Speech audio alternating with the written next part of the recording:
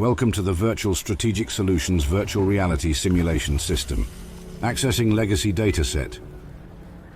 Files loaded. Simulation ready. Descending from the destitute locals inhabiting the swamps of Point Lookout, the Swampfolk suffer from major mutations due to radiation and shallow gene pools. They have earned a reputation for their territorial xenophobic customs. Swampfolk will address anyone from outside their territory as outsider and attack them on sight. The only people known to peacefully trade with them are the marsh folk, those who live within Swampfolk territory but outside their secretive insular group. These local marsh folk have their own distinct culture. The people of Point Lookout were known to be distrustful of outsiders even before the Great War. Their ancestors proved extremely isolationist and hostile to the outside world, particularly the US government. A volunteer relief worker and 2 military personnel were attacked by Point Lookout locals before the war. The only other government presence in the area was a concentration camp and a naval recruiting center. The modern Swampfolk culture stems directly from a cult led by Constance Blackhall. She instructed them in ritual using the Krivbekni, a tome related to Ugqualtoth. Her brother, Richard Dunwich, was obsessed with understanding this mysterious entity, though he may not have known it by name. With the Krivbekni's power, Constance was able to wield influence over the Swampfolk, both before and after the war. Constance was able to extend her life with the power of the book. Her grasp on the Point Lookout region remained strong well after the bombs dropped. According to local legend, the Krivbekni was eventually stolen from her, at which point she succumbed to an unnaturally late death. A mysterious ranger acquired the Krivbekni in the mid-wastelands and brought it to the capital wasteland in hopes of selling the book to the Brotherhood of Steel. They appraised the book and refused to purchase it. He subsequently abandoned his son and vowed to return the book to its source. After this, the book ultimately found its way into the possession of the Swampfolk. In 2277, these folk performed the same bloody rituals and chants instilled in their ancestors by the Blackhall family centuries ago. They torture people to death at the sacred ritual site where they keep the Eldritch Tome. Here they chant incoherently while they sacrifice in misguided accordance with pre-war traditions warped beyond recognition, their original meanings long forgotten. The Swampfolk adhere to a secretive spiritual belief system based on the occult practices instilled in them by Constance Blackhall. Contemporary anthropologists have speculated the Swampfolk are still true believers in the occult, and some postulate they still pray to Ugqualtoth, as their ancestors had under the Blackhalls. The areas in which they live are all decorated with specific icons and effigies. The Christian missionary Marcella compares their iconography to the Vodou, Santeria, and Obeah belief systems, all of which originate in the Caribbean. It seems she studied these traditions, as documented by Christians, at the Abbey of the Road. She cannot say if the Swampfolk understand the meaning of the religious symbols they perpetuate, or if their echoes of such traditions are hollow and performative.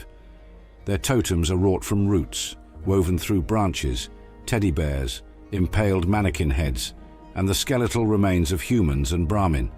These decorations serve both as a warning to outsiders and as ritual objects relating to their private religion.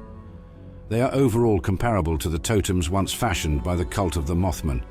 Additionally, many cloth dolls representing little girls can be found dangling from trees in Swampfolk territory, not hanging by their necks, but bunched together by the center of their bodies. Dolls are also commonly hung from or impaled upon the totems themselves.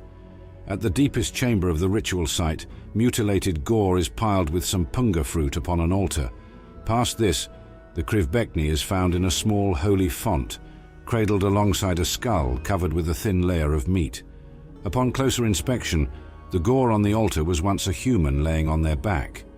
The head was replaced with a cloth doll, and another doll was placed sitting on the chest. Both face forwards, towards the lower area of the remains, maintaining symmetry. The ritual knife is found among this display. The remains are surrounded by stimpaks. Although Point Lookout did not suffer a direct hit during the Great War, the effects of the fallout can be seen in the distinct features they have developed over the decades, the signature Point Lookout look. Furthermore, The new plague epidemic affected their lives severely, as the local pre-war population saw a major outbreak, leading to a decline in public health which the area never recovered from. The Swampfolk are described as having sinewy, pockmarked bodies oozing with strength and pus, as well as being violent, superstitious, isolated, and uneducated.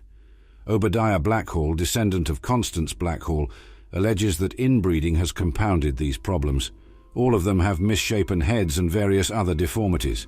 Some have visibly stitched skin. Swampfolk usually attack in groups of 2 to 5.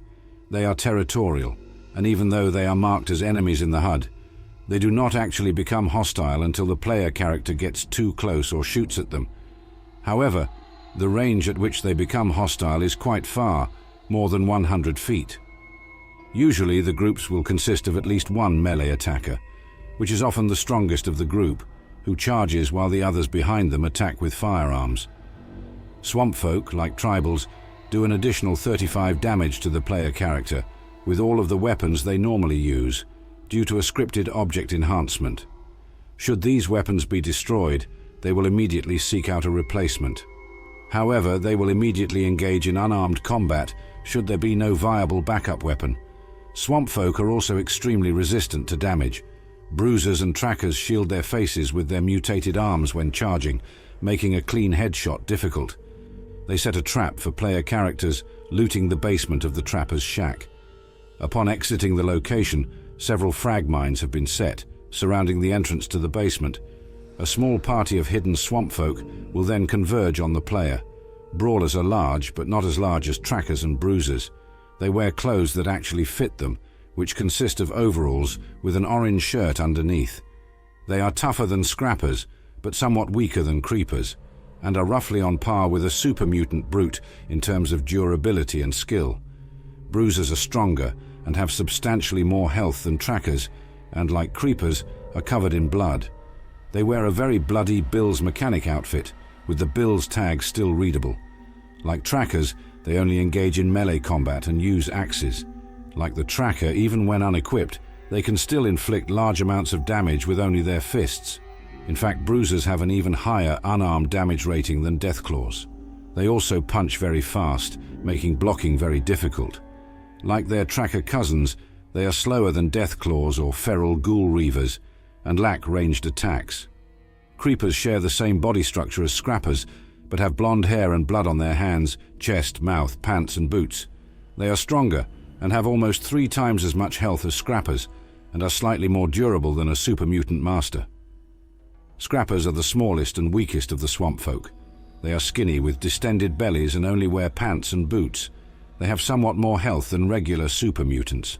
They also appear to have the least amount of mutation/disfiguration on their skin and body, excluding their body structure, compared to the other Swampfolk of Point Lookout. Trackers are very large Swampfolk, standing roughly 7 feet tall, who will either attack the lone wanderer in hand-to-hand combat or use melee weapons like axes, due to the fact that trackers have extremely swollen or clubbed fingers. This means it would be nearly impossible to fit their fingers into a firearm. They run with a hop to their step and are very strong and durable. Like the bruiser, even when unequipped, they can still inflict large amounts of damage with only their fists. Trackers are not strongly affected by the dart gun, as even after having their legs crippled, they can still run at close to their normal speed. While running, they put one of their swollen arms in front of their face, making it harder to score a headshot in VATS.